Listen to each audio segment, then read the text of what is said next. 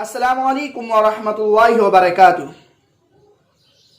آج ترقی کے دور میں انسان بہت سی اچھی باتوں اور بہت سی بری باتوں کو جانتا ہے، لیکن اس ترقی کے دور کے باوجود انسان بہت سی اچھی باتوں سے دور ہے، حضور صلی اللہ علیہ وسلم کی تعلیمات سے دور ہے۔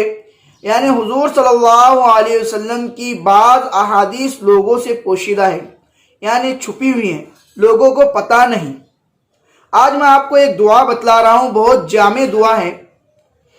یہ دعا انسان اپنے زندگی میں اس کا ورد اور اپنی زندگی میں اس کو شامل کر لے۔ کیونکہ یہ دعا انسان کو مستقبل میں بڑی مصیبت اور بڑی پریشانی سے بچنے کے لیے بڑا کردار اور بڑا رول نبھاتی ہے۔ چنانچہ آپ کو میں حضور صلی اللہ علیہ وسلم کی اس حدیث کی طرف لے چلتا ہوں، جہاں پر حضور صلی اللہ علیہ وسلم نے اس دعا کو بتلایا ہے۔ ترمذی کی روایت ہے کہ رسول اللہ صلی اللہ علیہ وسلم نے اپنے صحابہ کو حکم دیا کہ اے میرے صحابہ، جب تم کسی مصیبت زدہ کو دیکھو، مصیبت زدہ کا مطلب سمجھ لے کہ کسی شخص کو بیمار دیکھو، پریشان دیکھو، پریشانی میں مبتلا دیکھو، یا کوئی عیب دیکھو، مثال کے طور پر لنگڑا ہے، یا ایک آنکھ سے اندھا ہے، یا اسی طرح سن نہیں سکتا، اس تمام چیزوں کو دیکھو یا کسی ایک عیب کو دیکھو تو اس دعا کو پڑھ لو۔ علماء کرام یہاں پر یہ بھی لکھتے ہیں کہ کسی ایسے شخص کو جو دینی اعتبار سے مصیبت میں پریشان ہے، یعنی اللہ تعالیٰ نے اس کو شرک و بدعت کے اندر ڈال رکھا ہے، یا چوری یا سود خوری کے اندر ڈال رکھا ہے، تو اس دعا کو پڑھے۔ آئیے آپ کو میں وہ دعا بتلاتا ہوں۔ الحمدللہ الذی عافانی مما ابتلاک بہ وفضلنی علی کثیر ممن خلق تفضیلا۔ پھر سے ایک مرتبہ سن لے۔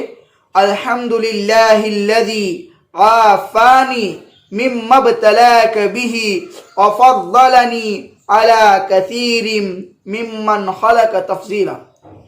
تو رسول اللہ صلی اللہ علیہ وسلم نے فرمایا، جو شخص اس دعا کو کسی مصیبت زدہ کو دیکھ کر پڑھے گا تو اللہ تعالیٰ اس دعا کی برکت سے اس مصیبت سے اس شخص کی حفاظت فرمائے گا۔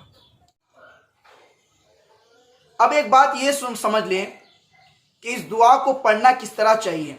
جب بھی ہم کسی مصیبت زدہ کو دیکھیں تو اس دعا کو آہستہ پڑھیں، نہ کہ زور زور سے پڑھیں۔ اس کو سنا کر نہیں پڑھنا ہے، بلکہ آہستہ آہستہ پڑھنا ہے۔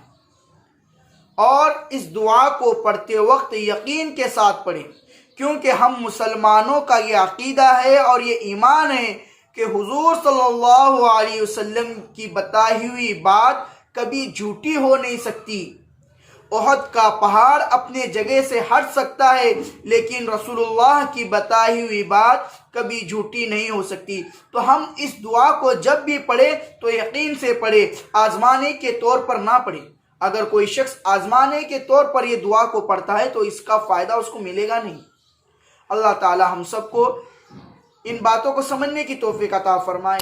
اس کلپ کو اپنے دوست و احباب میں شیئر کریں تاکہ ان کو بھی یہ دعا معلوم ہو۔ آج کورونا کے دور میں انسان طرح طرح کی مصیبتوں سے پریشان ہے۔ اگر ان مصیبتوں کو دیکھ کر یہ دعا پڑھتا ہے تو اللہ تعالیٰ یقیناً ان مصیبتوں سے پڑھنے والے کی حفاظت فرمائے گا۔ السلام علیکم ورحمۃ اللہ وبرکاتہ۔